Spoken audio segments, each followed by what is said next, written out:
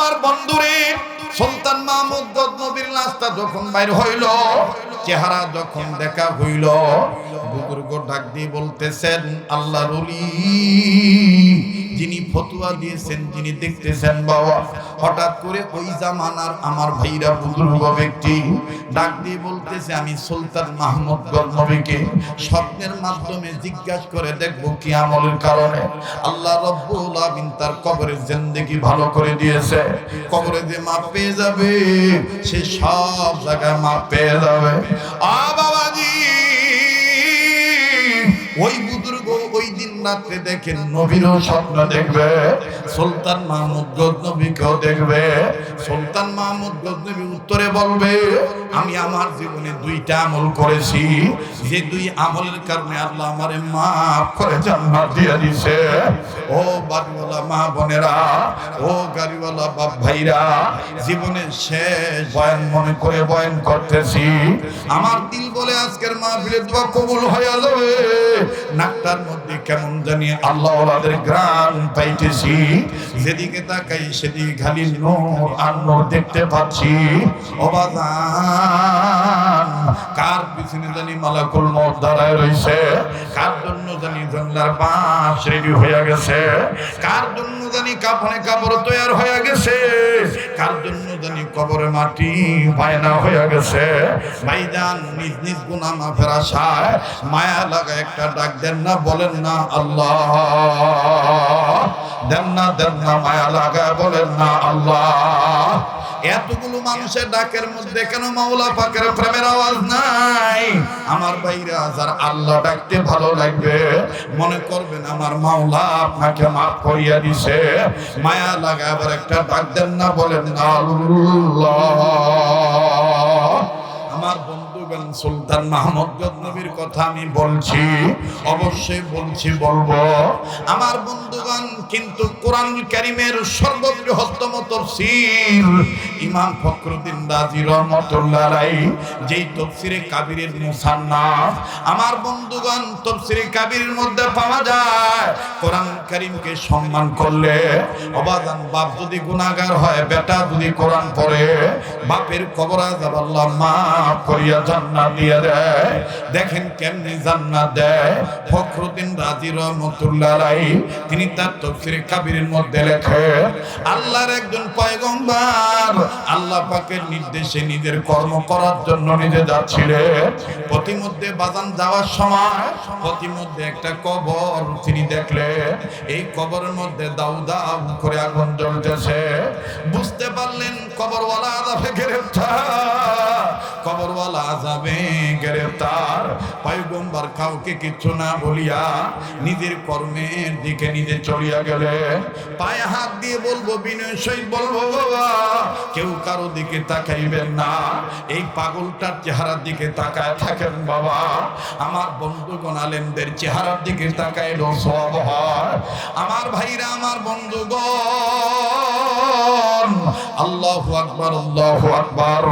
পয়গম্বর এই কবরে যখন আযাব দেখতেছে, পয়গম্বর কাউকে কিছু না বলিয়া নিজে নিজের কর্মের দিকে চলিয়া গেলে।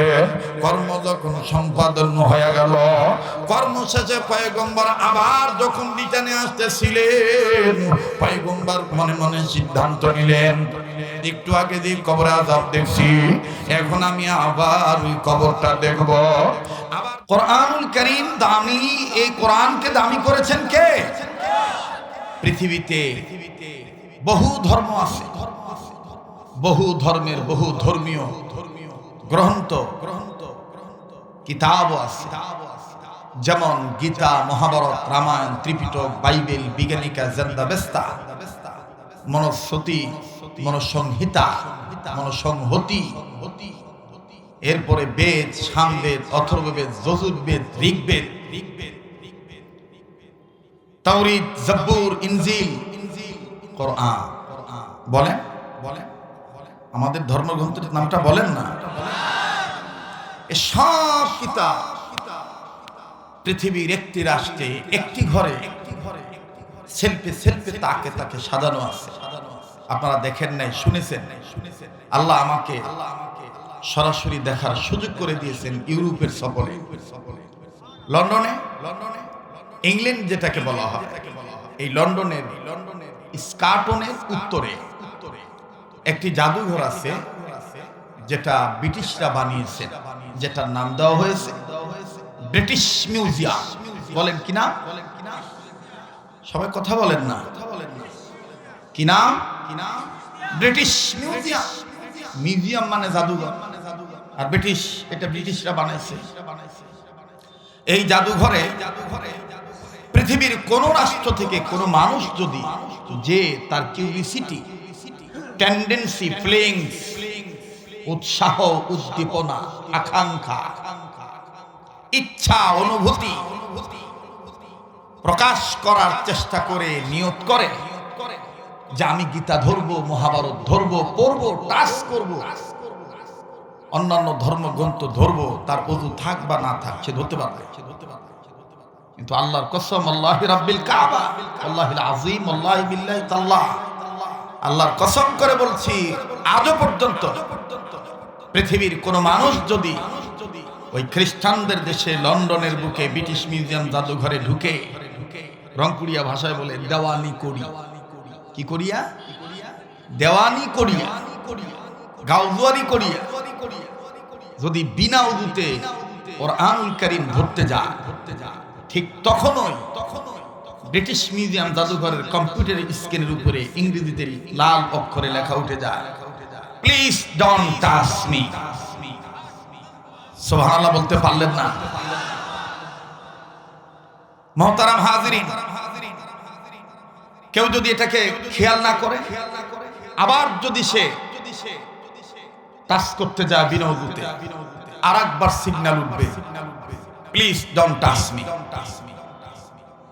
আবারও যদি কেউ টাচ করতে চায় একই অবস্থায়, তখন আর লেখা উঠবে না, তখন মাইকে ঘোষণা হবে, প্লিজ ডোন্ট টাচ মি, স্পর্শ করবা না। যদি করো তাহলে এই ধর্মগ্রন্থের আইন মেনে, রুলস মেনে, কানুন মেনে, বিধান মেনে এই ধর্মগ্রন্থ স্পর্শ করবা। তখন যদি সে বলে বাট হোয়াট ইজ দিস, এই ধর্মগ্রন্থের আইন কি, সাথে সাথে ব্রিটিশ মিউজিয়াম জাদুঘরের কম্পিউটার স্ক্রিনের উপরে লেখা উঠে যায়, লা ইয়ামাসসুহু ইল্লাল মুতাহহারুন। বলেন না সুবহানাল্লাহি ওয়া বিহামদিহি। আফসোস, আমাদের পার্শ্ববর্তী রাষ্ট্র বন্ধু রাষ্ট্র, বলা হয় বন্ধু রাষ্ট্র, কিন্তু আমার বুঝ হওয়ার পর থেকে অদ্য পর্যন্ত তাদের কোনো কার্যকলাপ, কথাবার্তা বন্ধুর মতন পাই নাই। হিন্দু মরলে তাদের আফসোসের শেষ নাই, কিন্তু কোন মুসলমানকে মারিয়া যদি ঝুলে থোয়া হয়, আমার বন্ধু রাষ্ট্র কিন্তু কোনোদিন প্রতিবাদ করে না। সেটি হলো আমার বন্ধু রাষ্ট্র। এই বন্ধু রাষ্ট্রে একটি বিধান আছে, বিশেষ করে আসামে, ত্রিপুরা, মেঘালয়ে, গুজরাটে, দিল্লির কিছু অংশে এবং কলিকাতা, 24 পরগনায়, দক্ষিণ পরগনায় দলিল মানে তাদের আইন আছে, প্রকাশ্যে কেউ যদি গোমাতার মাংস ভক্ষণ করে, গোমাতা বুঝেন তো, কথা কয় না, আবার বলেন, দেখুন তো কাই কাই কথা কয় না, যাই আও করিবে না, মনে করবেন উপরে মুসলমান ভিতরে ঝামেলা, উচিত কথা কইবার চায় না, জোরে কথা কন। কাউকে ভয় করার কোন দরকার আছে? এদিকে আমি কোন দলকে টার্গেট করে বলতেছি, I not political person, it is not political meeting, it is not political lecture. এটা কোনো রাজনৈতিক মঞ্চ নয়, আমি কোনো রাজনৈতিক ব্যক্তিও না, অতএব আমি রাজনৈতিক কোনো কথা বলার জন্য এখানে আসি নাই। কিন্তু আমার ধর্মকে কেউ যদি কটাক্ষ করে, ইনসাল্ট করে, তিরস্কার করে, টিটকারি করে, আমি মুসলিম, I am a Muslim person, আমার জীবন দিতে রাজি থাকবো। বাতিলের লাল চক্ষুকে ভয় করে ইসলামী আন্দোলন করা থেকে পিছপা হতে রাজি নয়। মুহতারাম হাজরিন, সেখানে দণ্ডনীয় অপরাধ। গরুর গোশত প্রকাশ্যে ভক্ষণ করিলে, ধরিতে পারিলে জেল, জরিমানা ইত্যাদি ইত্যাদি। ওমার মামলার ওমরায় ধরা খাইছে। কেমন করে ধরা খাইছে দেখে, বলবো? হ্যাঁ, গরুর গোশত খাওয়া তাদের দৃষ্টিতে দণ্ডনীয় অপরাধ, ভেরি ভেরি ক্রাইম। কিন্তু গরুর চামড়াদের সাথে নিয়ে বেড়া, সেটার কোনো দোষ নাই। জাতে মাতা বলবেন হুজুরটা কেমন করি? আচ্ছা বলেন, সনাতন ধর্ম অবলম্বী যারা আছে, যত পূজা দেয়, কালী বলেন, মহাকালী বলেন, শ্যামা বলেন, দুর্গা বলেন, লক্ষ্মী বলেন, যত পূজা দেয়, ছোট বড় সমস্ত পূজা বাদ্যযন্ত্র ছাড়া আছে? বিশেষ করে ঢোল লাগবে। ঢোলের দুই সাইডে যে চামড়া, এটা কিসের চামড়া বাহে? হ্যাঁ, কাহো কাহো আবার সাতদি মাছ ঢাকিবার জন্য ইদানিং অনেকে কয় মহিষের চামড়া তো হইবার পারে। আমরা মনে করছে মৌলবীর জ্ঞান নাই। ওই কাই বলে কইছিল এত শখ করে বিয়ে করলু, ছাওয়া পয়দা করলু, মুখ বাপ কয় না কেন? এখন এই মহিলা মানুষ তোমার টেনশন আমি দূর করতেছি। যখন ছাওয়া আসছে কয় থাম, তোর বাপ এত কষ্ট করি কামাই করি তো খাওয়ায়, তুই আব্বা কই ডাকাস না কেন? এই চ্যাংড়া আবার এমন বান্ধব, চ্যাংড়া কয় আব্বার কষ্টের কামাই তো তুমিও খাও, তুমি আগে আব্বা কও।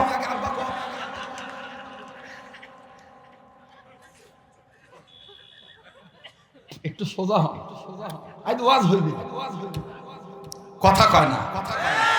এ ভাই মুই বুড়া হয়ে গেছি, হ্যাঁ আমার হুজুর চলে যাবে। হুজুরকে আমরা আগে থেকেই হুজুরের ইচ্ছা স্বাধীন আল্লাহর জন্য রুখসুখ দিয়ে রাখলাম। হুজুর যতক্ষণ থাকবে আশা করা যায় ততক্ষণ বেশি বরকত হবে। কারণ আলেমের পাশে যদি আলেম থাকে তাহলে আলম শান্তিতে থাকে।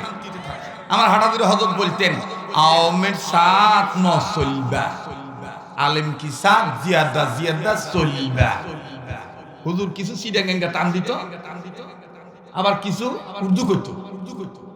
হুজুর আমাকে বলতো, রাগ করছেন নাকি? আমি কিন্তু অন্য বক্তাদের মতন টিউশনি করি না। ওয়াজ কাহাকে বলে, কত প্রকার, একটু আস্তে আস্তে। ওই যে গ্রাম দেশে শ্যালো মেশিন তখন স্টার্ট দেয় না, তখন একবারেই কি এরকম ভট করে। আগে মাল কাঁচা দেওয়া না, কথা কয় না, কাঁচো কিনারও কাউ থাকিলে তাকে সার্কি দেওয়া না, ওদের আবার হ্যান্ডেলে বাড়ি খা, তখন পরে দেয়, ওই পয়েন্টে দেয়, দিয়ে পরে ভটভট ভটভট ভটভট ভটভট ভটভট একটু হাত লাগিয়ে গেলে, কবে তো বক্তা ফিরে আসে মুখ ঘুষি মেরেছে, লাগিয়ে যাবে কাঁচা, ঠিক কিনা? রাগ করতেছে, বেদার হচ্ছে, চলিবে? পিছনের যুবকরা কথা কয় না, চলবে? একটু জোরে কত আল্লাহু আকবার। মুহতারাম হাজিরিন, আমার বন্ধুগণ, আমার ভাইরা, তো ঢোলের দুই সাইডে যে চামড়া থাকে, ওই চামড়া কিসের চামড়া? আর জোরে আও করেন, কিসের চামড়া? গরুর চামড়া। এই গেল এক। দুই নাম্বার, এই যে অনেক হুজুর চামড়ার মোজা পরছে, আপনারাও চামড়ার মোজা পরেন, চামড়ার জুতা পরেন। হিন্দুরা কি পরে না? তো জুতা কোন চামড়া? কুত্তার চামড়া। কিসের চামড়া? এই গেল দুই। নাম্বার তিন, সবাই আমরা চা খাই কম বেশ, কেউ চিনি দিয়া, কেউ চিনি ছাড়া, কেউ দুধ চা, কেউ লাল চা। কথাগুলো খুব খেয়াল করে শুনেন, পাবেন না এগুলো কথা কোনো কার কাছে। আমার গবেষণা করা কথা, কারণ আমার কথা বাজারে বিক্রি হয়, কথা কয় না। আমাকে একটু তাহকিক করে কথা বলতে হয়। এই রং চা, চা পাতা যে কালারটা হয়, কোনটা হয় খয়েরি, কোনটা হয় ব্রাউন, কোনটা হয় একেবারে রেড, এখন আবার গ্রিন টিও বাইরেছে না। আল্লামা ইবনে সিনা তিনি তার সায়েন্টিফিকের একটা কিতাবের মধ্যে লিখেছেন, এই চা পাতার কালার ততক্ষণ লাল হয় না যতক্ষণ গরুর রক্ত থেকে তৈয়ারকৃত কেমিক্যাল মিশানো না হয়, এবং এই চা পাতা ততক্ষণ লাস্টিং করে না, বেশি দিন থাকে না, টিকবে না, এই গরুর রক্ত থেকে কেমিক্যাল না মিশিয়ে রাখে। তাহলে চা পাতা কি চা ওনারা খায় না জাতে মাতা? তাহলে ঠিক। ওই একবার এক ওয়াজত গেছি, অনেক হিন্দু মানে শত্রুতা আমি করিয়া কীর্তনের মাইক ওয়াজের দিকে দিছি, যাতে আমরা ওয়াজ করিবার না পাই। তো কমিটি সাওয়াগিলার মন খারাপ, নাও করিবার পারে না। আর তখন ছিল আপা ক্ষমতা, ওনার তো আবার দরদ ওনার প্রতি বেশি ছিল, কথা কয় না ভাই। তো এবার আমি গেছি, তা আমার এই 60 টাকার টুপিটা খুলিয়া সাওয়াগিলা কোনো হ্যাঁ ওমরা কীর্তন করছে, আমরা কি কীর্তন জানি না রে, ওভাবে মাইক দে। কমিটির স্যাংরাগুলো কাছে হুজুর পারিবে মাইক দেখেন। হ্যাঁ, যখন খালি হরেন্দ্র দি ঘুরেছে, আমার কাছে ছিল মোহাম্মদী পকেট পঞ্জিকা, ওটা তো লেখা আছে কোন মাসে কোন পূজা হয়, ওই মাস বাড়িয়া ওই পূজা দেখনু কোন ভগবানের পূজা, একবারে উঠিয়াই টুপি ছিল না মাথা, মুই মুখটা তেড়িয়া করিয়া যখন খালি দিনু আরে কৃষ্ণ বলে হরে রাম, রাম বলে কৃষ্ণ, রাম রাধা, শ্যামা শ্যামা মাগো শ্যামা গঙ্গ শ্যামা, খালি এটা বলিয়া যখন খালি ওমার কীর্তন শেষ, ওরা সবগুলো আমার মাহফিল তাইছে। আসিয়া ওই টিক্কি মাথা ধরিয়া একজন সামনে আসি বলতেছে, দাদা আপনি কি আমাদের লোক ছিলেন? আমি বললাম নয়। তাহলে আপনি কীর্তন কিভাবে শিখলেন? আমি বললাম চালান পাতি সব জোগাড় করে রাখছি। এখন এই ব্রাহ্মণ ও পাকিস্তানি বলে দিছে, এই মৌলবী ওয়াজ শেষ না পর্যন্ত আজকে কীর্তন বন্ধ। কারণ এক যদি জ্বালায় এমন সারখার করে দিবে, বাপরে বাপ, ঢোল নাই, বাদ্য নাই, যন্ত্র নাই, হারমোনিয়াম নাই, কঙ্গু নাই, শার্দু নাই, ইলেকট্রিক ডাম নাই, হকিস্টিক ডাম নাই, একতারা নাই, দুতারা নাই, সেতারা নাই। দিনাজপুরের ভাইরা, লালন কি কোনোদিন মুসলমানদের ধর্মীয় গুরু হতে পারে? হ্যাঁ, হতে পারে। লালন কোনোদিন মুসলমানদের আধ্যাত্মিক গুরু নয়, রাহবার নয়। উম্মতে মুহাম্মাদীর ধর্মীয় গুরু একমাত্র জনাবে মুহাম্মদ রাসূলুল্লাহ সাল্লাল্লাহু আলাইহি সাল্লাম। সেই লালনের পক্ষে গাঁজাকে হালাল করার জন্য, আর গাঁজার যে কত না, কেউ বলে সিদ্ধি, কেউ বলে সবজি, কেউ বলে শুকনা, কেউ বলে প্রেমরঞ্জনের অমীয় সুধা, কেউ বলে মধু, কেউ বলে কামাস্তা, ইত্যাদি ইত্যাদি। আপনার এলাকাত নাইমো যেভাবে বুবা হয়ে আছেন তাতে মনে হয় মুই ফেদলা পারছ, কথা কয় না। হ্যাঁ, মাদক শেষ করে দিচ্ছে না সমাজের যুবকদেরকে, কিন্তু আফসোস বিচার যায় মাদক খায় তার হয়, যায় মাদক বেচায় তার বিচার হয় না, তার দেখিলে সালাম দেয়।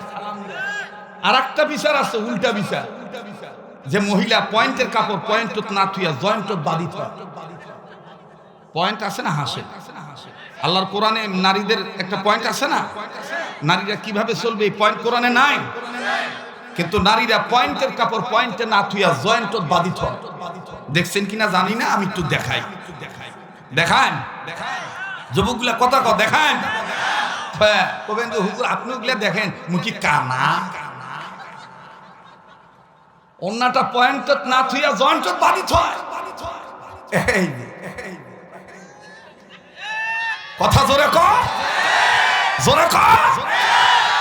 কিন্তু ভাইরা আমার, ইফতিজিং এর মামলার আসামি করা হয় যুবকদেরকে। আমি পক্ষে আছি যে ছেলেরা ইফতিজার হবে, ইফতিজার করবে, তাদের বিচার করা দরকার অবশ্যই। কিন্তু ইফতিজিং কেন হয় এটাকে খুঁজে বের করা দরকার।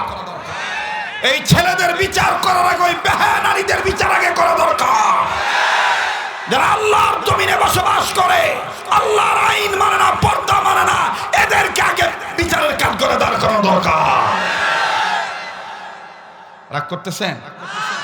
মহিলারা ওয়াজ কি শুনতেছে? আল্লাহ জানে কি যে কইবে। চলিবে ভাই, রংপুরিয়া ভাষায় কই, মুই কি আগাই না পাছাই, আগ পাকে যাই না পাক পাকে যাই। হ্যাঁ, কথা কয় না, আগ পাকে। আল্লাহ বলছে আগাইতে। এ ভাই, এই যে বাদামালা, এই যে তুই এটি আয় ভাই, তুই দৌড়াদৌড়ি করে যে 100 টাকা কামাই করবো, মুখ থেকে 100 টাকা ধরি দেয়, তা তুই মাথার বাড়ি দিস না, ঠিক না? আমার ভাইরা, আমার বন্ধুগণ, ভাঙ্গা মাহফিল তো সাঙ্গা করার জন্য কিছু কৌশল অবলম্বন করা লাগে। কবি মাদ্রাসার হুজুর ওয়াজ করা জানে না, হাঁকাও আনসান আন্দাজিয়া নয় ভাই, আন্দাজিয়া নয়, একটু ধৈর্য ধরে। দা গুড নিউজ কাম সরি, ইন্নাল্লাহা মা'আস সাবিরিন, ইন্নাল্লাহা ইউহিব্বুস সাবিরিন। আল্লাহু আকবার। তো আমার ভাইরা, লালনের পক্ষে কিছু বাউল গাঁজাকে হালাল করার জন্য, মাদককে হালাল করার জন্য, আমি সেদিনও শুনেছি, এটার প্রতিবাদ করেছি। আমার গলা তো আর অত ভালো না, কি কায়দা করে বলে, ওরে করিলে সিদ্ধির ভোজ। গলার পাওয়ার দেখছে, কাঁচামরিচ বেশি খাইতো, ওই জন্যই যন্ত্রণা। ওরে করিলে সিদ্ধির ভোজ। গাধার এক নাম কি? আরে কথা কয় না, বুদ্ধি নাই নাকি? কিনা? ওরে করিলে সিদ্ধির ভোজ, ঘুচে যাবে মানব তোর অশান্তির কারণ। বইলাছেন গো গুরু সাহিদি, লালন খাইলি সিদ্ধি, বাড়ি বিবুদ্ধি খাইলি সিদ্ধি।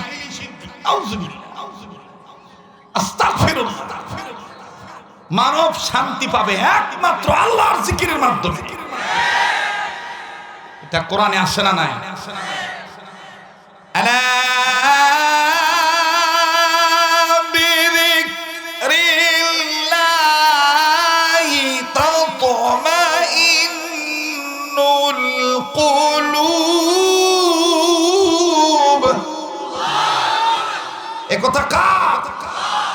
একটা কথাই পরিষ্কার, হায়াতের জিন্দেগিতে যতদিন বাঁচিবেন, জমিনের উপরে আল্লাহর নির্দেশে, রাসূলের তরিকায় যত কাজ করবেন, এটা হবে ইবাদত। আর মারা গেলে দুনিয়ার জমিনের উপরে বাঁচি থাকা অবস্থায় ইবাদত করার কারণে মরার পরে আপনি পাবেন জান্নাত। এ কথা কোরআনে আছে না নাই? ফাদখুলি ফি ইবাদি ওয়াদখুলি জান্নাতি। পরে ফাদখুলি ফি ইবাদি ওয়াদখুলি।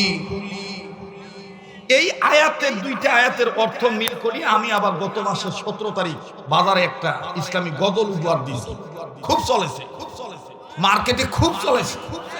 কি করি ভাই, মোর তো এই কাম করি খাওয়া লাগে নাকি? কম কাগজ কলম ধরিয়া এই দুই আয়াতের অর্থ নিয়া, নিজের আল্লাহর সাহায্য নিয়া, আকাবির বুজুর্গদের দোয়া নিয়ে শুরু করলাম। মাশাআল্লাহ, আমি বলবো, আপনাদেরও বলতে হবে। বলবো? দেখুন তো বাজারে চলে কিনা। ভালো কাজে জান্নাত মিলবে, মন্দ কাজে জাহান্নাম। কথা কয় না? ভালো কাজে জান্নাত মিলবে, মন্দ কাজে জাহান্নাম। সবার বলতে হবে, ভালো কাজে জান্নাত মিলবে, মন্দ কাজে। সামনের ভাইরা চুপ থাকেন, দেখি পিছনে ভাইরা কোন গ্রুপে যাইতে চায়, জান্নাতি না জাহান্নামী? ভালো কাজে জান্নাত মিলবে, মন্দ কাজে মোটামুটি আছে, ঠান্ডা বেশি তো।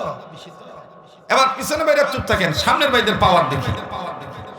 ভালো কাজে জান্নাত মিলবে, মন্দ কাজে। মাশাআল্লাহ, ক্লাস শুরু হয়ে গেছে। এবার ডাইনের ভাইরা, পিছনের ভাইরা, সামনের ভাইরা সবাই, ভালো কাজে জান্নাত মিলবে, মন্দ কাজে। দেখেন তো কে কে কয় না, যেগুলো বলবে না মনে করুন ভিতর ভেজাল আছে, হিসাব এখনো ঠিক হয় নাই। ভালো কাজে জান্নাত, ঠিক কিনা বলেন? মানুষ রূপে জন্ম নিয়ে জানোয়ার বাবা খান, নামাজ রোজা ছেড়ে দিয়ে চালু রাখছেন বাউল গান। আবার নিজের ত্রুটি ভেকে রেখে আলেম ওলামার গায়ে বদনাম, আবার নিজের দোষ ঢাইকা রেখা আলেম ওলামার গায়ে বদনাম।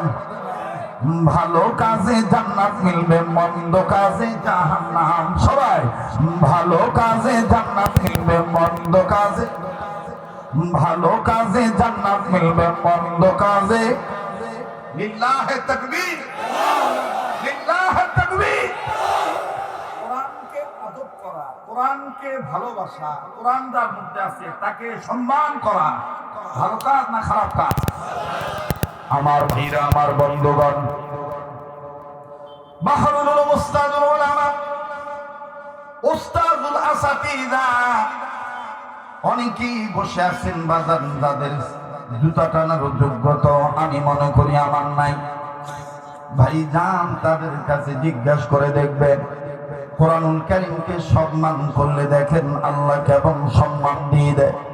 বাবাজি কোনো দিকে কোনো নজর নাই, একটু দিলের কান লাগায় কথাগুলি শুনবেন, মগজ দিয়ে কথাগুলি বুঝবেন।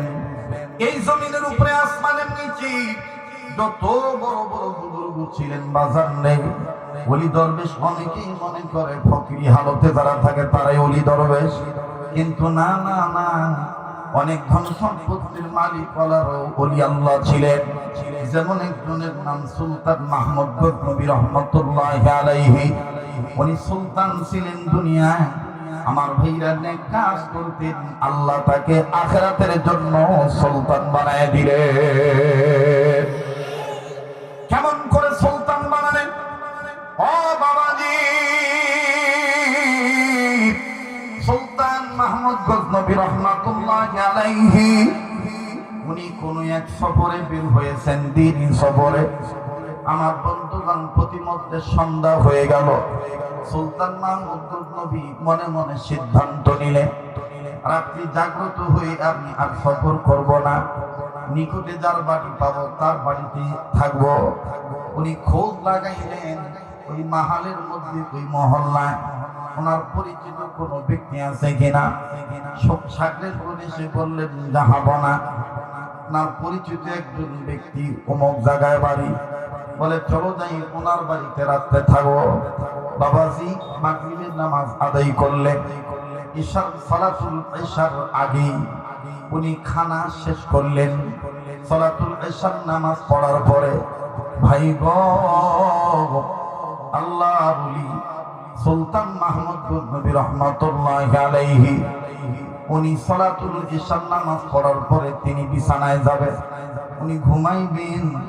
উনি যেই খাটে, যেই বিছানায় তিনি পা মেরে ঘুমাবেন, লক্ষ্য করে শুনবেন বাবা, মাথাখানা বালিশের সাথে লাগাইতে গেলে, পিঠখানা বিছানার চাদরের সাথে যখন লাগাইতে গেলে, পা দুটি যখন টান টান করে মেলতে গেলে, হঠাৎ করে খেয়াল করে দেখলেন পায়ের কাছে বাড়িওয়ালা কোরআন রেখে দিয়েছে। সুলতান মাহমুদ গজনবী আর পা দুটি মিললেন না, পা দুইটির সাথে সাথে গুটিয়ে ফেললেন। সারা রাত আর ঘুমাইলেন না। উনি বললেন, আল্লাহ মাফ করে দাও, আমি কোরআনকে সম্মান করব, দুনিয়ার আরামের বিছানা চাই না। এই সুলতান মাহমুদ গজনবী যেদিন মারা গেলেন, সুলতান মাহমুদ গজনবীর দাফন কাফন হয়ে গেল, কাফন দাফন সম্পন্ন হয়ে গেল। সুলতান মাহমুদ গজনবী আমার বন্ধুগণ কবর সম্পন্ন হওয়ার পরে ওনার লাশের বয়স যখন হয়ে গেল, লিখক লেখেন, মুসান্নাফ লেখেন, 1 বছর, 2 বছর, 5 বছর, 10 বছর, 20 বছর, 50 বছর, 100 বছর, 200 বছর, 300 বছর, 400 বছর, 500 বছর, 600 বছর, 700 বছর, 800 বছর, 950 বছর। দুজন মুসান্নিফ দুই রকম লিখেছেন। আল্লামা তাকি উসমানী দামাত বরকতুল্লাহ আলিয়া তিনি লিখেছেন 1001 বছর। আর আমার বন্ধুগণ জুলফিকার নকশবন্দি রাহমাতুল্লাহি আলাইহি তিনি কোরআনুল কারীমের পক্ষে একটা কিতাব লিখেছেন আদাবুল কোরআন। আমার বন্ধুগণ তিনি তার ওই গ্রন্থের মধ্যে লিখেছেন 950 বছর পরে ঘটনাক্রমে সুলতান মাহমুদ গজনবীর কবরের পার ভেঙে গেল, মাটি সরে গেল। ও বাবাজি, সুলতান মাহমুদ গজনবীর লাশটা বের হয়ে গেল। বাবাজি, আগের যুগের জমিদাররা, আগের যুগের খানদানি লোকেরা নিজস্ব পারিবারিক কবরস্থান করার জন্য জায়গা আলাদা করে রাখতেন। কথা ঠিক কিনা? সুলতান মাহমুদ গজনবী মাথার কাছে সাইনবোর্ড টাঙানো আছে কত হিজরিতে উনি ইন্তেকাল করেছেন, নাম কি। হিসাব করে দেখা গেল 950 বছর অথবা 1 বছর, 1001 বছর। বলে সুবহানাল্লাহ। উপস্থিত লোকেরা ডাক দিয়ে বলল সুবহানাল্লাহ, 1001 বছর পর এই মানুষটার লাশটার গায়ের কাফনের কাপড়ের রং নষ্ট হয় না। আল্লাহু আকবার বলে। ভাইয়া, কোন দিনের কোন আমল আল্লাহর কাছে কবুল হবে এটা আল্লাহই ভালো জানে। কথা বলেন ঠিক কিনা? কাফনের কাপড়ের রংটাও নষ্ট হয় নাই। আমার বন্ধুগণ বলা বলি করতে করতে এলাকার মধ্যে ঘটনাটা ছড়িয়ে গেল। দিক দিগন্ত থেকে, তেপ্তেপান্তর থেকে মানুষগুলি ছুটে আসলো লাশটাকে দেখার জন্য। কিন্তু বাজান লক্ষ্য করে শুনবেন বাবা, যখন সবাই মিলে আসলো সুলতান মাহমুদ গজনবীর লাশটা দেখবে, কাফনের কাপড় দেখতেছে, লাশটা তো কেউ খুলতে পারে না। এলাকার নওজোয়ান তরুণ ব্যক্তিরা বলতেছে, আহারে, যার কাফনের কাপড় নষ্ট হয় নাই তার চেহারাটা জানি কেমন আছে, যদি ব্যক্তিকে একটু দেখতে পারতাম। অনেক যুবক বুকের মধ্যে থাপড়া দেয়, ডাক দিয়ে বলে এইটাই তো আসল জীবন, এই কবরের জগৎ তো আসল জগৎ। হযরত উসমান রাদিয়াল্লাহু তাআলা আনহু তিনি বলেছেন, কবর হলো মানুষের জন্য ইমিগ্রেশন কাউন্টার। কবরে যদি কেউ মাপ পেয়ে যায়, কবরে যদি কেউ ভালো ব্যবহার পায় তার রবের কাছ থেকে, তার আর কোনো জায়গায় কোনো টেনশন নাই। ঠিক কিনা বলে? কষ্ট হচ্ছে? দোয়া করে দেবো? হ্যাঁ ভাই। তো এলোমেলো হয়ে এদিক সেদিক নজর দিয়ে দিন। তামাম রাখছো,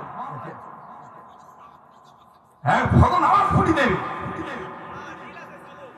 আল্লাহ কবুল করুক, আমিন। দেখ যুবক, দেখ, বৃদ্ধ মানুষ, 80 বছর বয়স চলতেছে। আল্লাহ হায়াতের মধ্যে বরকত দিক। বসে হাসাহাসির দরকার নাই। হতে পারে আমাদের মধ্যে উনি নেককার। কথা কন, আল্লাহ কবুল করেন, আমিন। আমার ভাইরা, আমার বন্ধুগণ,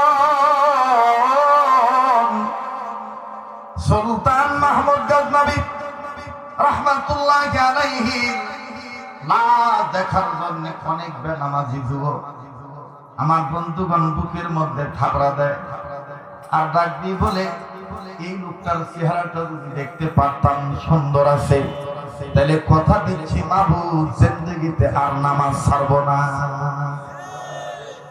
গুনাহগার যারা, তারা ডেকে ডেকে বলতেছেন, প্রভু হ্যাঁ, এই লোকটার চেহারা যদি দেখতে পারি আর কখনো গুনাহ করব না।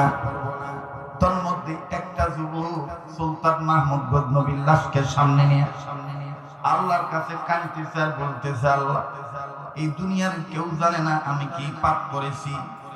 কথা দিচ্ছি মাহবুব গো, যদি এই লোকটার লাশটা আমি দেখতে পারতাম আমি আর ওই গোপন কোনো গুনাহ করব না।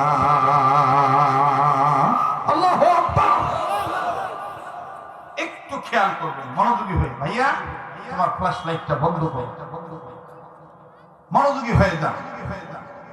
আমি বুঝাইতে চাইতেছি আজকের আলোচ্য বিষয়বস্তু কোরআনের দাম দেখেন কত। কোরআনকে সম্মান করলে দেখেন আমার আপনার সম্মান কেমনে বেড়ে যায়।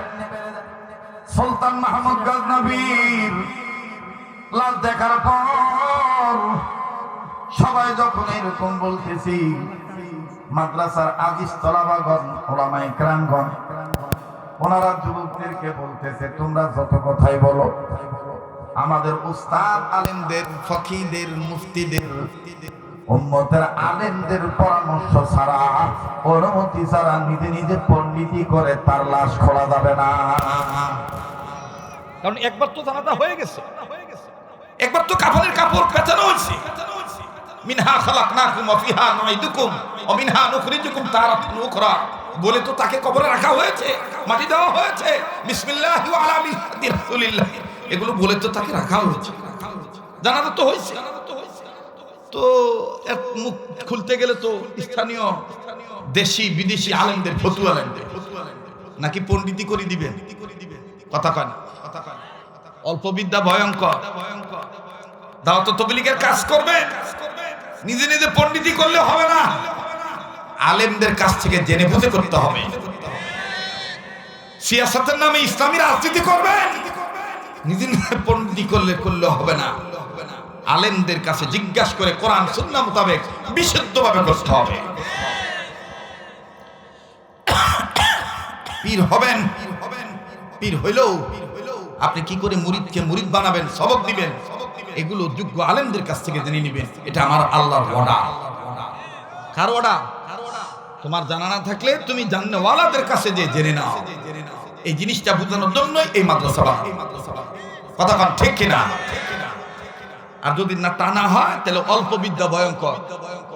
ওই পার্বতীপুর রেল স্টেশনও, উত্তরবঙ্গের মধ্যে তো পার্বতীপুর রেল স্টেশন হলো বড় জংশন। কথা কয় না ভাই? এটা জংশন নয়। আর ওইদিকে রাজশাহী বিভাগের মধ্যে ঈশ্বরদী, আর হইলো উত্তরবঙ্গের দিকে পার্বতীপুর স্টেশনও কিন্তু কোরআন হাদিসের কিতাব বিক্রি হয়, বাংলা অর্থ কোরআন বিক্রি হয়, কোরআন হাদিসের কিতাব বিক্রি হয়। এখন যদি 25 টাকার ছুটি বই কিনিয়া দেওয়ানি করিয়া কয় মুই আর হুজুরের কাছে না যাই, মুই জানো ভেজাল বাজবে না। কথা কয় না? এখন কিন্তু অপারেশন কিভাবে করবেন সে বইও কিন্তু পাওয়া যায়, কিন্তু প্র্যাকটিক্যাল যদি ডাক্তারের সহবতে না থাকে তা আপনি তো আসি আন্দাজি আপনার বাপে করবেন আব্বা শত মোর কাছে বই আছে, কেঙ্কা করি পেট কাটা নাকি মুই জানো। 5 টাকা দামের সুপার ম্যাক্স ব্লেড দিয়ে যদি বাপের পেট কাটে অপারেশন হবে না মরিবি? আরে কথা কয় না, মরি যাবে না?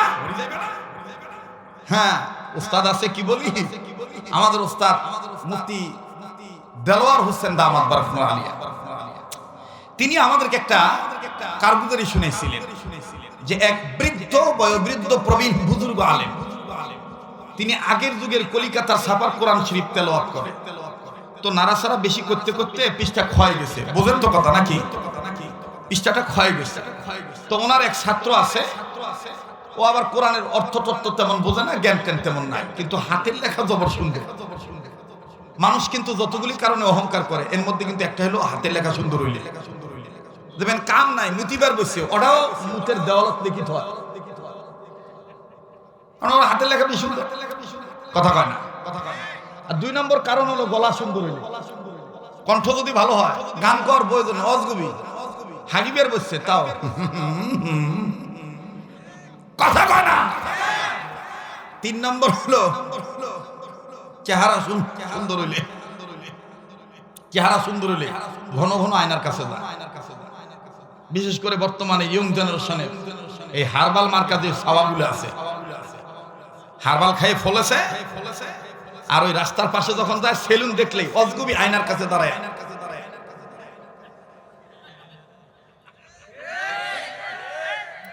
আমি বাস্তবমুখী কথা বলি, কথা বলে। তো যাই হোক, ওই ছাত্র হাতে হাতের লেখা খুব সুন্দর। তো হুজুর বলতেছে বাবা আমার কোরআন শরীফটা তো পুরান হয়ে গেছে, তোর আরবি হাতে লেখা সুন্দর, আমি যতটুকু বুঝছি তুই কোরআন শরীফ লিখতে পারবি জের জবর ঠিক মতন দিয়ে, তোর হাতে লেখা অনেক সুন্দর, তাও তুমি পারি কথা নেকো লিখি দাও। এবার এই স্যাংরা অল্প বিদ্যাতে ভয়ঙ্কর কোরআন শরীফ লিখতেছে, সূরা ফাতিহা লেখা শেষ, দ্বিতীয়ত লিখবে সূরাতুল বাকারা। সূরা বাকারা লিখবার যাইয়া যত আয়াতে বাকারাতুন শব্দ আছে ওর মাথা হঠাৎ চিন্তা আসলো কোরআন একটা ভালো কিতাব, এখানে গরুর নাম থাকবে কেন? বাকারা মানে কি? গাভী। বাকারা মানে কি? গাভী। আর করছে কি? গরুর নাম কাটি দিয়ে ওর বাপের নাম বসে থুই দিয়েছে। আরেকটু আগাইছে সূরাতুল আনকাবুত। তা আনকাবুত মানে মাকড়সা। কোরআন একটা পরিষ্কার কিতাব, এটা মাকড়সার জাল দিছে কেন আল্লাহ? মাকড়সার জাল তো থোয়া দেবে না, ওই আনকাবুত কাটি দিয়ে ওর দাদার নাম বসে দিয়েছে। আরো আগাইছে যত আয়াতে কাফের শব্দ পাইছে কাফর কাটি দিয়ে ইমানদারের নাম লিখে থুই দিছে। যত জায়গায় শয়তান পাইছে শয়তান কাটি দিয়ে মুসলমান শব্দ লিখে দিছে। যাই হোক লম্বা কথা। এরপরে 30 নম্বর পারায় সূরা লাহাব লিখতে গেছে। তো সূরা লাহাবের প্রথম আয়াত তাব্বাত ইয়াদা আবি লাহাব ওয়া তাব্বা। চিন্তা করে দেখতেছে এতগুলা কাটনো, আবু লাহাব তো আমার নবীর দুশমন, তো এই যে লাহাবের নাম থাকবে কেন? ওই লাহাব নাম কাটি দিয়া যে উস্তাদ কোরআন লিখিবার কইছে ওই হুজুরের নাম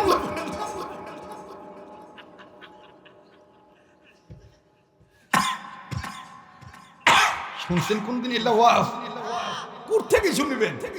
এখন তো বক্তারা বেশিরভাগ মুখস্থ ওয়াজ করে, তাহকিক নাই তো, খালি সুরের পাগল। আর আমার সুর কুয়াকাটা সুর,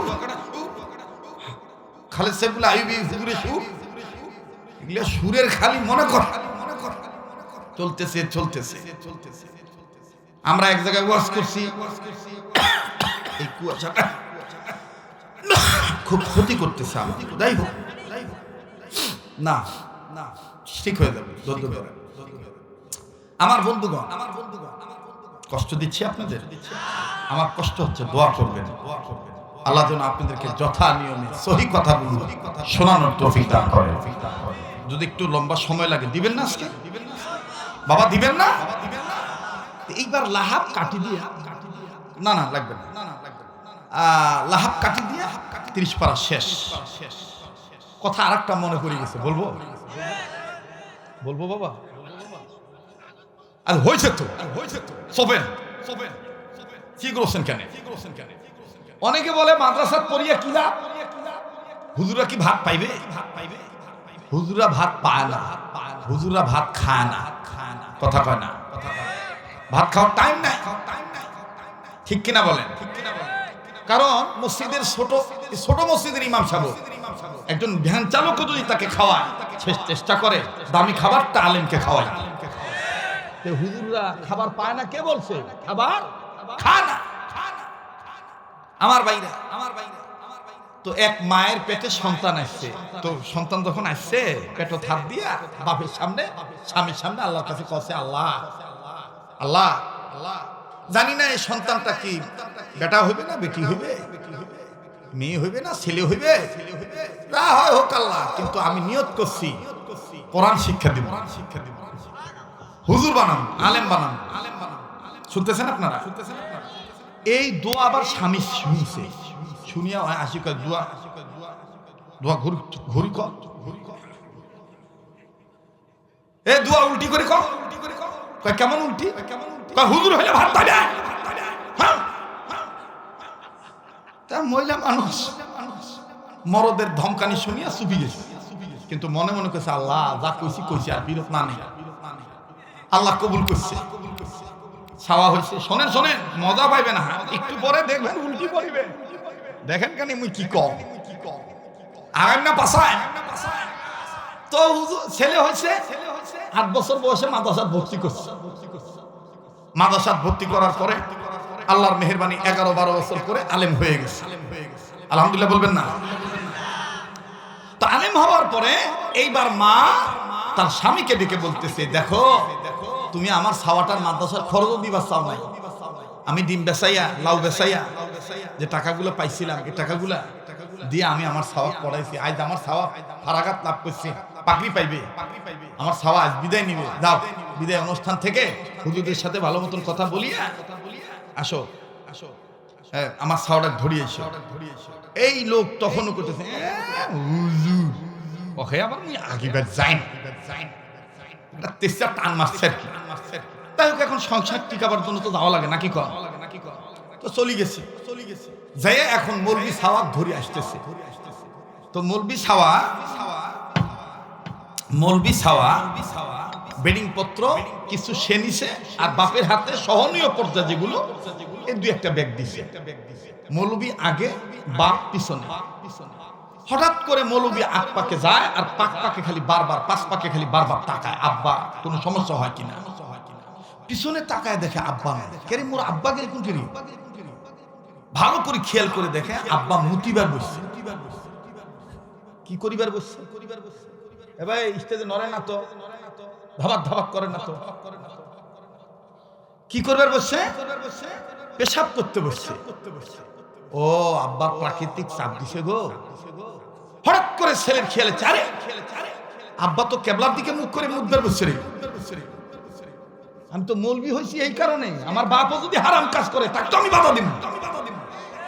তাই টোপলা থুইয়া আবার দেখেছে আব্বা কি মেশিন স্টার্ট দিছে কিনা। কারণ আলেম তো, আলেমের এলেম আছে না। কারণ হাদিসে আছে, কেউ যদি পেশাব শুরু করে দেয় তাকে তুমি জোর করে কথা বলবা না, ধমক দিবা না, তার সামনে বড় আওয়াজে কথা বলবা না।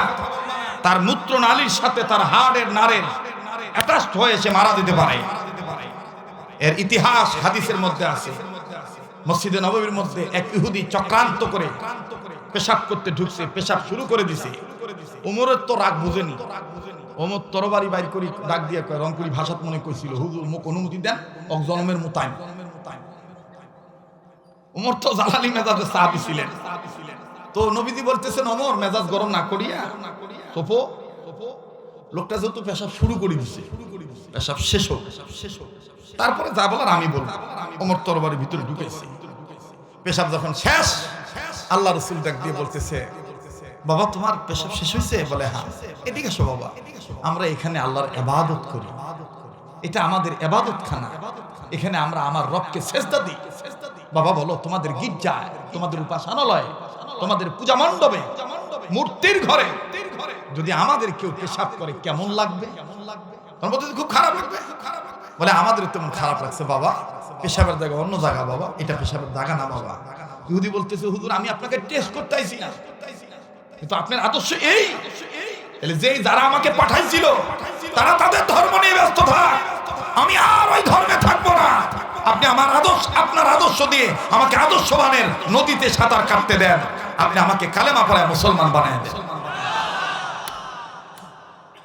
তো ওই আলেম তো জানে যে পেশাব শুরু করলে আব্বা কওয়া যাবে না যে আব্বা এইদিকে মুতেন না। এখন দেখতেছে না আব্বা এখনো মেশিন স্টার্ট দেয় না। যাইয়া বাপের কান্দত আস্তে করে হাত দিয়ে বলতেছে, আব্বা ইজধার হারাম হয়, এইদিকে পেশাব করা হারাম, জায়েজ না। এই বুড়া তখন মেশিন কোনা ধরিয়া, ওই যে আগিলারা মেশিন ধরিয়া কতন দিয়া কষে, এই জন্য তোর মা কসমু মৌলবি বানাইস না, মুতিয়াও মুই শান্তি পাই না। এখন বুড়া করছে কি, গায়ের জোরে রাগের ঠেলা আর একদিকে ঘুরছে, এমন ঘোড়া ঘুরছে বাবা পূর্ব দিকে। ছাওয়া দেখলো তো মহাযন্ত্রণা, পূর্ব দিকে তো যায় নাই। মাদ্রাসা ছাত্ররা কথা কয় না, যেদিকে সূর্য উঠে, যেদিকে সূর্য ডুবে, ওইদিকে মুখ করিয়া পেশাব করা যায় আছে। এখন ছেলে বলতেছে, আব্বা মুখ দাঙ্গাকার যাই করে করুক, আব্বাক মুই হারাম কাজ করবে দিন। এলেমের প্রচার প্রসার এখান থেকে শুরু হোক। আব্বা এদিকেও জায়েজ নাই। তারপরও বুড়ে আবার কোতন দিয়ে ঘুরছে আর একদিক, মনে করেন দক্ষিণে ঘুরছে। তো দক্ষিণে তো কোনো মাসলা নাই। হঠাৎ করিয়া দক্ষিণা বাতাস শুরু হয়েছে। ছাওয়া চিন্তা করে দেখলো যে বাতাস যেভাবে শুরু হয়েছে, আব্বা যদি শুরু করে বাতাসে তো কাপড়াও নষ্ট হবে, আবার বাতাসের দিকে মুখ করে পেশাব করা না জায়েজ। এইবার এই লোক, এই ছেলে আব্বার কান্দে হাত দিয়ে আব্বা আর এক না ধৈর্য ধরেন আব্বা, এদিকেও জায়েজ নাই।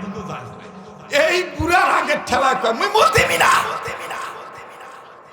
না মুতিয়া বুড়া চলে গেছে। যখন চলে গেছে বাড়িওয়ালি দেখছে বুড়া একা ছাওয়া নাই। আমার বন্ধুগণ, এবার বাড়িওয়ালি বলতেছে কি ব্যাপার, আমার ছেলে কই, আমার বেটা কই? এই বুড়া রাগ করি কইতেছে বেটা বেটা করিস, আগে তো কষ্ট হুজুর বানাইস না, জানিস মো কাজ কি করছে তোর বেটা, মো ভালোভাবে মতিবার দেয় নাই, মোর এক মুখ চারদিকে ঘুরি ঘুরি মতিবার করছে, মুই রাগের ঠেলায় মুতি নাই, তুই মুতিবি তো আসতেছে তোর বেটা, তোকে 40 দিকে ঘুরায় মুতাইবি, বেটা বেটা করিস। এই ভদ্র মহিলা বলতেছে হায় আল্লাহ, এ বুড়া কয় কি রে? এবার বেটা আসছে, বেটা আসার পরে বলতেছে বাবা কি হয়েছে, তোমার আব্বা মন খারাপ করছে কেন? মা কন্যা মা, আব্বা পশ্চিম দিকে মুখ করে পেশাব করতে চাইছিল, আমি বাধা দিছি, তারপর পূর্ব দিকে, তারপর দক্ষিণে বাতাস, ইত্যাদি ইত্যাদি। আমার আব্বা রাগ করিয়ে মোটেই নাই। ওনার মুখ যদি নামতে আমি কি করব? আমি তো এলেম থেকে আমল থেকে সরে যেতে পারি না। মাদ্রাসার ছাত্রদের ঘৃণা করবেন না, ছোট মাদ্রাসা অবহেলা করবেন না। ওলামায়ে কেরামদের পরিভাষা, তাদের বক্তব্য হলো, বিশেষ করে আব্দুল্লাহ ইবনে মাসউদ রাদিয়াল্লাহু তাআলা আনহুমা বলেছেন, প্রত্যেকটা ছোট বড় এদারা মুসলমানদের জন্য ইসলামিক দুর্গ, ইসলামিক ক্যান্টনমেন্ট। যেই মহল্লায়, যেই এলাকায় এই ক্যান্টনমেন্ট গুলো ঠিক থাকবে, ওই এলাকায় কোনো বাতিল ফেরকা আস্তানা গাড়তে পারবে না। কথা বলেন ঠিক কিনা? এজন্য মাদ্রাসা ওয়ালাদেরকে অবহেলা করবেন না। আল্লাহ আমাদেরকে সহিহ দান করে। আবার বলেন আমিন। মুহতারাম হাজিরিন, আসেন পিছনে ফিরে যাই। লাহাব নাম কাটি দিয়া, মনে আছে তো? হ্যাঁ, লাহাব নাম কাটি দিয়া উস্তাদের নাম বসে থুই দিছে। উস্তাদ বলতেছে বাবা কোরআন লিখছিস? হ্যাঁ লিখছি। এবার উস্তাদ কোরআন তেলাওয়াত করতে যাইয়া যখন দেখতেছে যে ওনার নাম বসে দিছে, সর্বনাশ, আল্লাহ তো এখানে বলছে তারপর ইয়াদা আবিলা হাবি ওয়াতাব্ব, মানে আবু লাহাব ধ্বংস হোক, তার পুষ্টি সুদ্ধা ধ্বংস হোক। তো তুই কি মুই কোরআন লিখিবার দিয়া কি ধ্বংস হবার চাইরে? তুই আমার নাম লিখছিস কে? হুজুর কোরআনটা ভালো কিতাব হুজুর, আমার হাতে লেখা সুন্দর, তাই চিন্তা করলাম অসুন্দর নাম না রাখি। হুজুর বললেন অল্প বিদ্যা ভয়ঙ্কর। নিজে নিজে পণ্ডিতি করে যদি ইসলামকে চালাইতে চান, ফিতনা হবে, ফাসাদ হবে, যন্ত্রণা বাড়বে। এই সমস্ত উলামায়ে কেরামদের মাথাতে চলবে, যাদের দ্বারা, যাদের মাথাতে চললে দুনিয়া আখিরাত ধন্য হবে, তাদেরকে আমরা নেতা মানব। কথা বলেন ঠিক কিনা? এখন আমাদের নবী নাই, নবীর পক্ষের ওয়ারাসাতুল আম্বিয়া হাক্কানি বুজুর্গ উলামায়ে কেরাম আছে। আমি স্লোগান দেব, আলেম ওলামা যেখানে, আপনারা বলবেন আমরা আছি। আলেম ওলামা যেখানে, মসজিদ মাদ্রাসা যেখানে, কোরআন হাদিস যেখানে, লিল্লাহ তাকবীর। আমার ভাইরা, আমার বন্ধুগণ, সুলতান মাহমুদ গজনবী রহমাতুল্লাহি আলাইহি যখন কাফনের কাপড় খুলতে চাইল, উম্মতের আলেমগণ বললেন নির্ধারিত ব্যক্তির, একজন যোগ্য ব্যক্তির, মতাবার ব্যক্তির সই লাগবে অথবা ফতোয়া লাগবে। বাবাজি বুজুর্গ আলেম চলে আসলেন। আলেম চলে এসে ডাক দিয়ে বললেন, সুলতান মাহমুদ গজনবীর লাশটা আমি তোমাদেরকে যে কথা বলতে চাই, যদি তোমরা পাক্কা এরাদা করো আর কোনোদিন গুনাহ করবা না, আল্লাহওয়ালা হয়ে যাইবা, জাহান্নামের পথে থাকবা না, তাহলে ইসলামের তারাক্কির জন্য, নিজেদের ধর্মের তারাক্কির জন্য, নিজেদের বাস্তব জীবনের আমলের উন্নয়নের জন্য এটা জায়েজ হবে তার চেহারা দেখার জন্য। সুবহানাল্লাহ বলে। আবার ভাইরা আমার, হুজুর ফতোয়া দিয়ে দিলেন লাশ বের করো, চেহারা বের করো, আমার বন্ধুগণ কাফনের কাপড় খোলা হলো। সুলতান মাহমুদ গজনবীর লাশ যখন বাইর হয়ে গেল, বাবাজি অনেক হিন্দু পর্যন্ত কালেমা পড়ে মুসলমান হয়ে গেলে কেউ কারো দিকে নজর দিবেন না। এতক্ষণ আপনারা হেসেছে, তবে বাজান অযৌক্তিক কোনো হাসির কথা বলি নাই, যুক্তি সহকারে কথাগুলি বলেছি। কেউ চলে গেলে চলে যেতে দিবেন বন্ধ।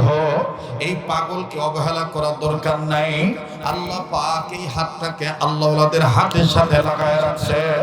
আমার বন্ধুগণ, আমার বাবাজিরা, এই পাগলটাকে আমার মাওলা প্রতি বছর গোটা রমজান মাস সোনার মদিনায় রেখে দেন, মদিনায় থাকা লাগে।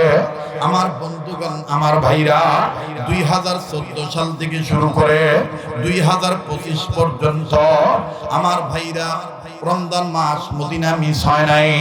আমার বন্ধুগণ, আরাফাতের মাঠে হাজিরা দেওয়া মিস হয় নাই।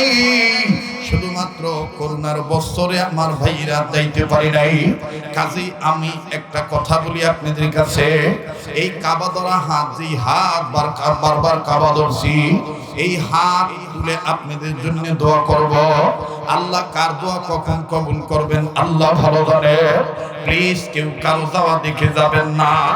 এখান থেকে যাইয়া আর কি করবেন? হয়তো বা ঘুমাবেন। এমনও তো হতে পারে আজকের ঘুম জীবনের শেষ ঘুম। কথা বলেন ঠিক কিনা? আমার ভাইরা, আমার বন্ধুরে, সুলতান মাহমুদ গজনবীর লাশটা যখন বাইর হইল, চেহারা যখন দেখা হইল, বুজুর্গ ডাক দিয়ে বলতেছেন, আল্লাহর ওলি যিনি ফতোয়া দিয়েছেন, যিনি দেখতেছেন বাবা, হঠাৎ করে ওই জামানার আমার ভাইরা বুজুর্গ ব্যক্তি ডাক দিয়ে বলতেছে, আমি সুলতান মাহমুদ গজনবীকে স্বপ্নের মাধ্যমে জিজ্ঞাসা করে দেখবো কি আমলের কারণে আল্লাহ রাব্বুল আলামিন তার কবরের জিন্দেগি ভালো করে দিয়েছে। কবরে যে মাপ পেয়ে যাবে, সে সব জায়গায় মাপ পেয়ে যাবে। বাবাজি, ওই বুজুর্গ ওই দিন রাত্রে দেখেন নবীরও স্বপ্ন দেখবে, সুলতান মাহমুদ গজনবীকেও দেখবে।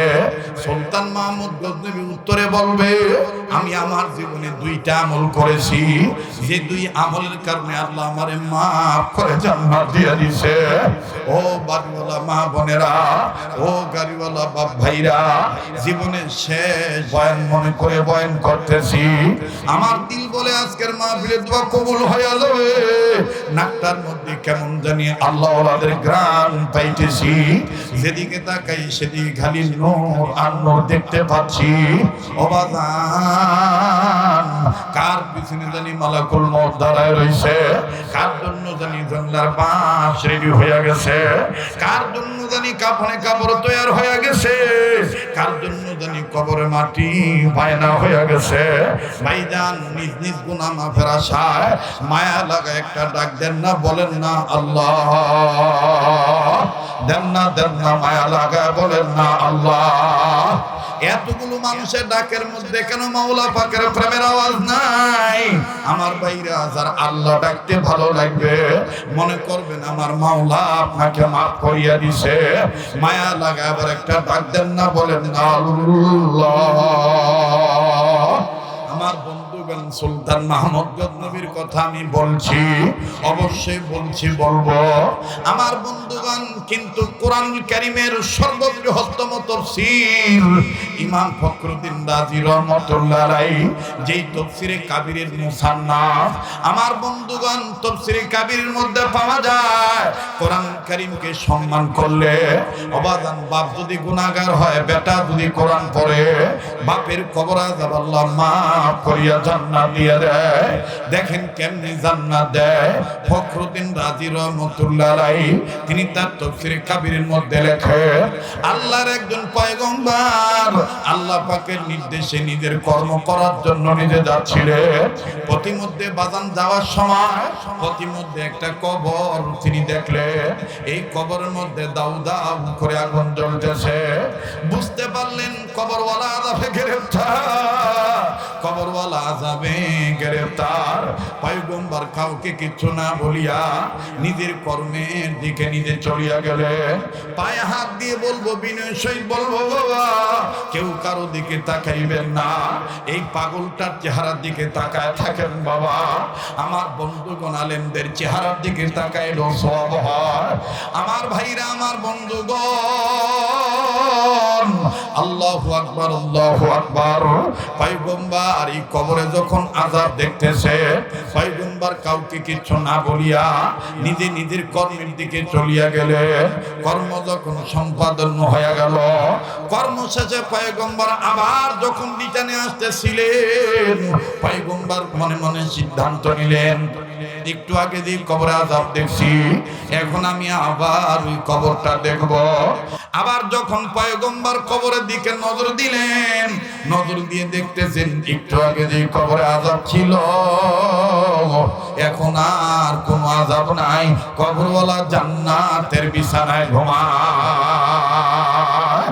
পয়গম্বর থমকে দাঁড়িয়ে গেলেন, দাঁড়িয়ে আল্লাহকে ডাক দিয়ে বলেন, মালিক,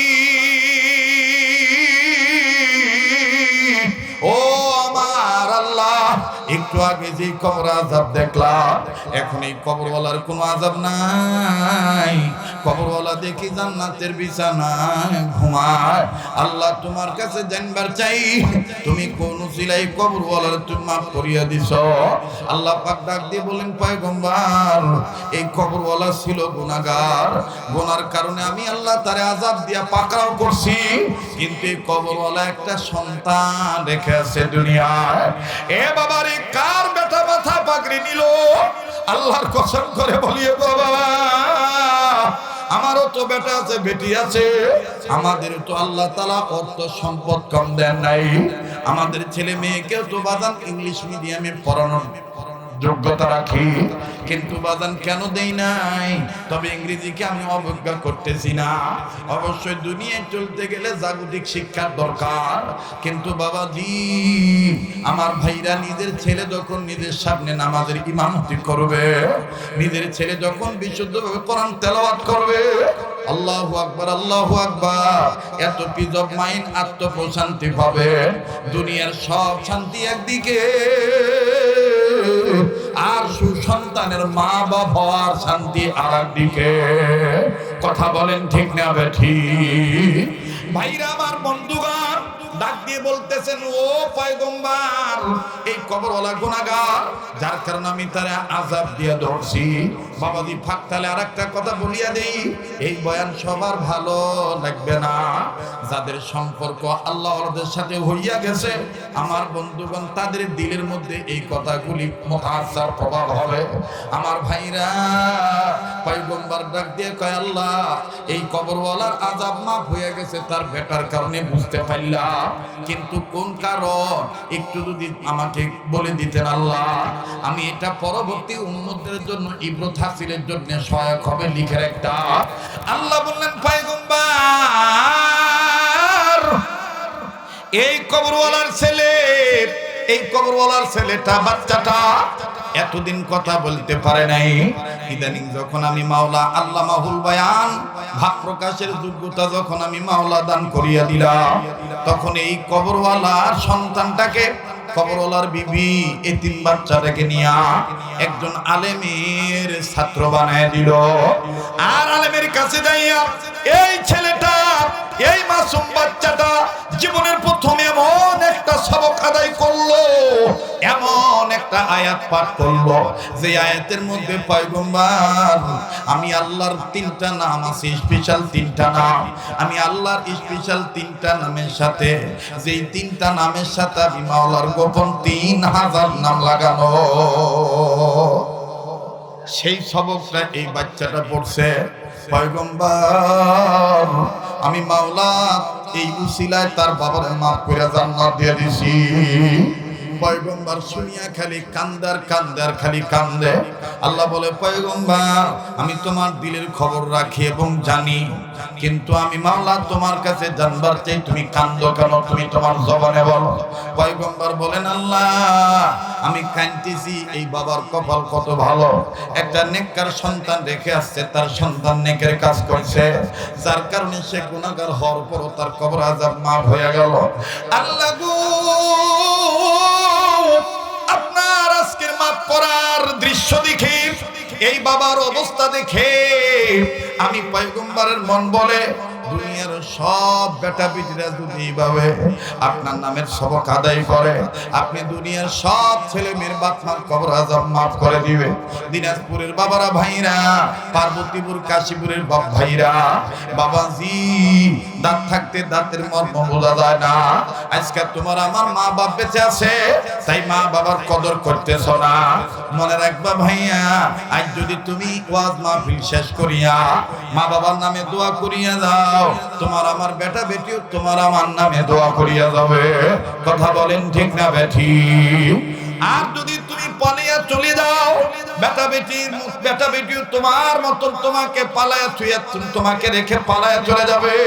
কামাতা দিমুতুদান, তুমি মা বাবার জন্য দোয়া করো নাই, তোমার বেটা বেটিও তোমার জন্য দোয়া করবে না। কথা বলেন ঠিক না বেঠি?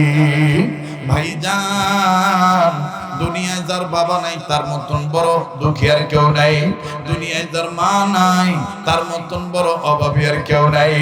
একটু খেয়াল করেন বাজান, জানি না এখানে কার মা বাপ দুনিয়ায় নাই। কে গো মা হারাইছেন, কে গো বাবা হারাইছেন? আমার বন্ধুগণ, আমার ভাইরা, মা বাবার বদদোয়া যেমন, মা বাবার দোয়া যেমন কাজে লাগে, মা বাবার বদদোয়াটাও কিন্তু তেমনই কাজে লাগে। আজকে এই দামি চেয়ারটার মধ্যে বসছি বাবা, এই রোডের মধ্যে আমি দামি গাড়ি নিয়ে আসছি, কিন্তু এই তো সেই রোড যেই রোডে এক সময় ভ্যানে চড়িয়ে আসতাম। মা বলি আসতাম, মা গো আমার জন্য দোয়া করিস মা, আল্লাহ যেন জাতির দিনের দায়ী হিসাবে আল্লাহ কবুল করে। মা জননী বলতেন, বেটা আমার দোয়া তোমার সাথে আছে, আল্লাহ কবুল করবে। আজ বুঝতেছি মায়ের দোয়ার বরকত কত। ভাইয়া, আমার বয়ানের মাধ্যমে অনেকে শুনেছেন মা বাবাকে কষ্ট দেওয়ার ফলে কত ভয়ঙ্কর শাস্তি হয়েছে। আজও আমি বাস্তব বলে দিয়ে যাই, যুবক কারাগো মায়ের বুড়ি কইয়া গালি দাও, কারাগো বাবাকে বুড়া কইয়া গালি দাও। আজ থেকে কয়েক বছর আগের ঘটনা। ওই সময় নিজের বাহন ছিল না বাবা, জামালপুর শেরপুরে বয়ান করার জন্য যাইতেছিলাম। ঢাকা মহাখালী বাস কাউন্টার থেকে টিকিট কেটে বাসের মধ্যে করে যাইতে হতো। বাবাজি একটু দিলের কান লাগায় শুনবেন বাবা, এক বছর আগে দেখছি ড্রাইভারটার পাও ভালো, কিন্তু পরের বছর শীত মৌসুমে যখন আবার টিকিট কাটিয়া বাসে উঠবো বন্ধু, অন্যান্য প্যাসেঞ্জারের সাথে সিরিয়াল ধরছি। আমার বন্ধুগণ, টিকিট মাস্টার টিকিট চেক করতেছে, কিন্তু যিনি টিকিট চেক করতেছেন তার চেহারা দেখার পরে বারবার মনের মধ্যে আমার একটা চিন্তা আসে গেল, এই লোকটাকে না স্টিয়ারিং এ বসতে দেখছিলাম, ড্রাইভিং সিটে বসে স্টিয়ারিং ধরতে দেখছিলাম, এই লোকটার পাও নাই কেন? লোকটাতে গত বছরও ভালো দেখে গেছি, আজ কেন এইভাবে পা হারায়া দাঁড়ায়া বগাল নিচে একটা হাতিয়া দিয়ে সুন্দর করে দাঁড়ায়া একটা পাও নাই, ডাইন পাওটা কাটা। আমি মনে মনে বললাম, যখন আমি কাছে যাব জিজ্ঞাসা করে বলবো, ভাইজান আপনার পাওটা এরকম হইলো কবে, কেন হলো যদি একটু বলতেন।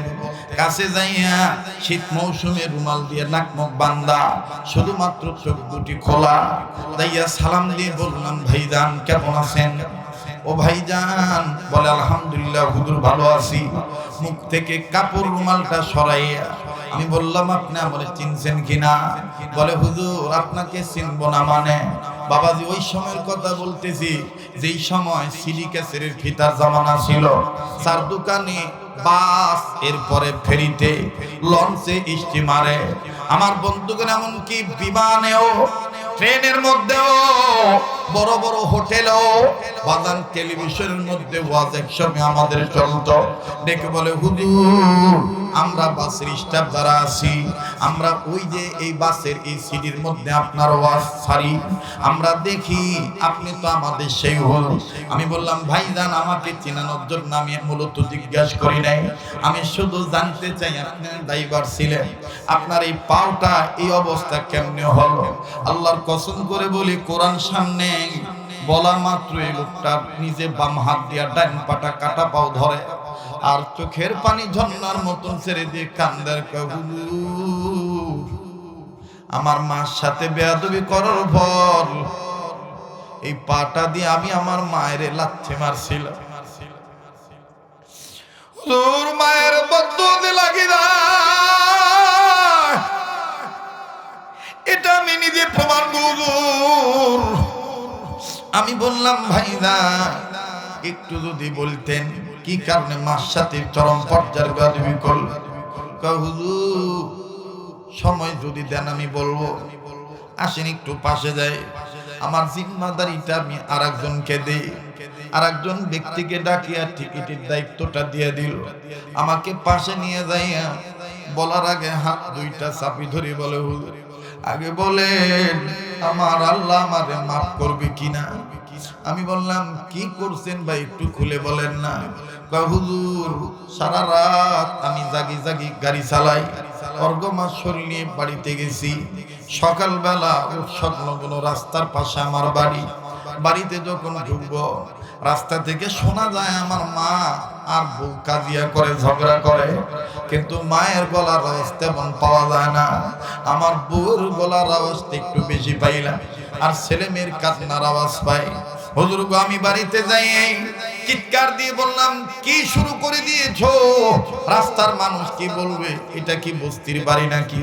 হুজুর আল্লাহর কসম করে বলি আমার মা আমার দেখার পর আমার মা আস্তে করে মাথাটা নিচু করে দিয়া ঘরের মধ্যে চলে গেল। মা খাটে বসলো, আমার মা পান খাইতেন, খাটে বসিয়া পানের বাটা থেকে পান বানাইতেছিলেন। কিন্তু বউ আমার কাছে ভালো সাজার জন্য আমি কিছু বুঝে উঠার আগে বউ একটা চিৎকার দিয়া মাটিতে পড়ে গেল। হুজুর গো এলাকার কিছু মানুষ আসিয়া আমার বিবির মাথার মধ্যে পানি দেওয়া শুরু করলো। বিবির কেমন জানি দাঁত লাগি গেল।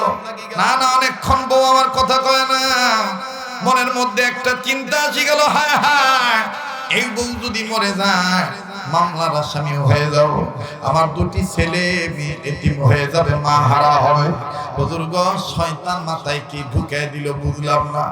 আমি রাগ করিয়া ভালো মন্দ কিছু যাচাই না করে আমি আমার মার কাছে যাইয়া আমি যাইতে মা বলতেছিল কেঁদে কেঁদে, আল্লাহ আমার স্বামীরে তুমি নিয়ে গেছো বহুত আগে, ওই সময় কেন তুমি আমারে বাঁচায় রাখছো? আমার স্বামীর সাথে কি তুমি আমারে নিয়ে যাইতে পারো না? তাইলে তো আর বউর মুখে এত খোটা শুনতে পারতাম না। এইভাবে আমার মা বলতেছিলেন। হুজুর আমার রাগ বাড়ি গেল, আমি পিছন দিক দিয়ে যাইয়া মায়ের চুলের মুঠি ধরিয়া মায়ের কোমরের মধ্যে মাজার মধ্যে এমন করে ডান পাটা দিয়ে লাথি মারলাম। আমার মা ছিটকে খাট থেকে পড়ে গেল, মায়ের হাত থেকে পানির বাটা দূরে সরে গেল। আমার মাকে দূরে এমন দূরে লাথি মেরেছিল হুজুর আমার মা শিশু বাচ্চার মতন গুংরায় গুংরায় কেঁদেছে। অনেকক্ষণ মা আওয়াজ দিতে পারে নাই। মার চেহারাটা কালো হয়ে গেছে, মনে আটকা যায় ভাব। হুজুর গো আমার মা অনেকক্ষণ পর চিৎকার দিয়ে কয় আল্লাহ আমার এই বেটার পায়ের লাথি খাওয়ার আগে কেন আমারে মরণ দিলা না? হুজুর আমার মায়ের কান্নার আওয়াজের চিৎকার শোনার পর আমার বাচ্চা মেয়েটা বেটিটা দৌড়াইছা আমার ডাক দিয়ে কয় আব্বা তুমি কি দাদিকে মারছো নাকি? আব্বা তুমি কেন দাদিকে মারলা? দোস্ত মা তুমি জানো না আব্বা, তুমি বাড়ি থেকে বের হইলি মা শুধু দাদির সাথে লেগে যায়, বহুত খোটা দেয়, দাদিকে অপয়া বলে, দাদিকে ফকিন্নি বলে, আর বলে তুমি পরিবার ভরো নাই। এইভাবে মা ছোট্ট ছোট্ট জিনিস নিয়ে লাগিয়ে যায়। আজকে তুমি কেন তোমার মায়ের গায়ে লাথি মারলা? বন্ধুরে ও বাবাজি আমার ভাইরা লোকটা কান্দার ডাক দিয়ে হলো আমার মা কিছু বুঝে উঠার আগে আমার মা আমারে আর আমার বেটিকে ঘর থেকে বের করে দিল, দরজা লাগায় দিল। ওই শোয়া অবস্থায় মাটিতে ছাসরা পারিয়া আমার মা হামাগুড়ি দিয়ে দরজাটা লাগায় দিল আর বলল আমি আর তোর মুখ দেখতে চাই না, তোর লাথি খাওয়ার আগে কেন আল্লাহ আমারে মরণ দিল না? আমার মা আমাকে বের করে দিল। এদিক দিয়া বউ দেখতেছি ভালো হয়ে গেল, সবাই বলতেছে এটা ঠিক করো নাই, মায়ের তুমি কেমনে লাথি মারলা? আমার বউ শুধু এতটুকু বললো, তুমি মায়ের মারতে গেছো কেন? যাই হোক হুজুর, সারাদিন আমি কিচ্ছু খাইতে পারলাম না, কোনো মতন ফ্রেশ হইলাম, গোসল করলাম। সন্ধ্যাবেলায় আবার আমার টিপাসে শেরপুর থেকে ঢাকা আসবো, বাস নিয়ে আসতে হবে, ড্রাইভিং সিটে বসে আমার আসতে হবে, গাড়ি চালাইতে হবে। হুজুর আমি সিদ্ধান্ত নিয়ে জামা প্যান্ট পরে, শার্ট প্যান্ট পরে আমি যখন বের হইলাম, আমার বাচ্চা মেয়েটা তার দাদির কাছে কয়, দাদি গেট খোলো, আব্বা চলে যায়। হুজুর ওই সময় বুঝলাম ইহাকে বলে মা। আল্লাহর কসম করে বলি হুজুর, যে মায়ের আমি সকালবেলা লাথি মারলাম, ওই মা যখন শুনছে আমি কাজে যাব, আমার মা আমার মেয়েটারে বুকে নিয়ে ওই মাটিতেই শুয়ে বুকে টান দিয়ে নিয়া কান্দার ডাক দিয়ে কয়, তোর বাপ কি খাওয়া দাওয়া করছে নাকি? তোর বাপকে সাবধানে গাড়ি চালাইতে কর। হুজুর মার কাছ থেকে যখন আমি এটা শুনলাম, নিজের কাছে নিজের এত অপরাধী মনে হলো। আমি আল্লাহর কাছে কইলাম, আল্লাহ তুমি আমরা মাফ করে দাও। আমার বউ পিছন থেকে এসে বলল, ঘাবড়ানোর দরকার নেই, ডিউটি করে আসো, প্রয়োজন বোধে কালকে সকালবেলা দুই স্বামী স্ত্রী মিলিয়ে মায়ের পাও ধরে ঝুলি থাকবো, মা মাফ না করা পর্যন্ত পাও ছাড়বো না। ও সোনার বাইরে, এইবার এই লোকটা কান্দার বলে, হুজুর আমি বউর বুদ্ধিতে চলে আসলাম বের হয়ে, আমি গাড়ি নিয়ে ঢাকা আসবো, এই রোডে আমি গাড়ি চালাইছি, ওই রোডে কোনোদিন একটা জন্তু আমার চাকার নিচে পড়ে নাই, কিন্তু ওই দিন কোন দিক থেকে যেন সামন পাশ থেকে একটা পিকআপ ভ্যান আসলো, আসি আমার গাড়ির মুখোমুখি মারি দিল।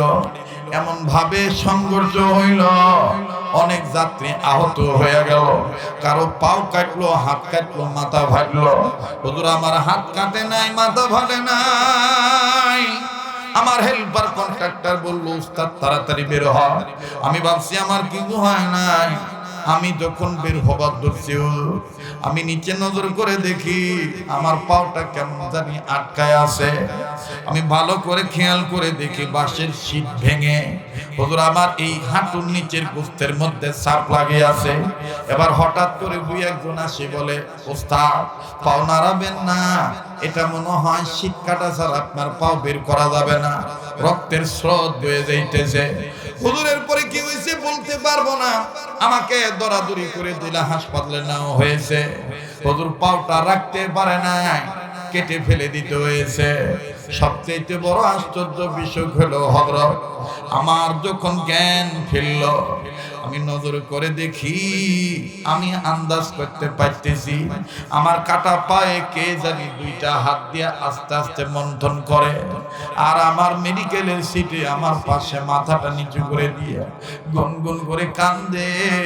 আর আমার মা ওই কান্দে আর ডেকে ডেকে বলে, দয়ার আল্লাহ দয়া করে দয়া ভিক্ষা দাও, আমার বেটাকে তুমি নিও না আল্লাহ, আল্লাহ আমার বেটাকে তুমি বদদুয়া দেই নেই, আল্লাহ আমার স্বামী নাই, আমার এই বেটাটাই আছে, আল্লাহ আমার এই বেটাটাকে তুমি নিও না আল্লাহ, আল্লাহ আমার বেটার কেন এখনো জ্ঞান ফিরে না।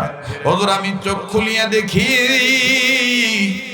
যেই বউর কারণে মায়েরে মারছি, ওই বউ আর বউয়ের মা বাপ অন্যান্য আত্মীয় স্বজন বাচ্চা সহ তারা আলাদা বেডে, কেউ নিচে আর কেউ উপরে বিছনা পেরে তারা ঘুমাইতেছে।